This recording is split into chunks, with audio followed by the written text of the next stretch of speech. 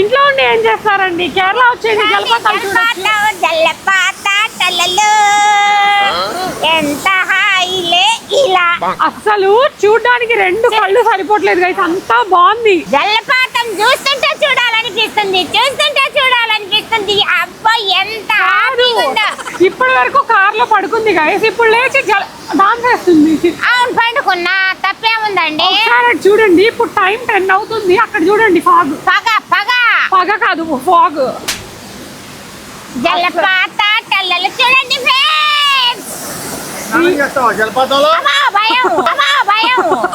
కొంచెం ఏం కాదు, వెళ్ళి తడవనా?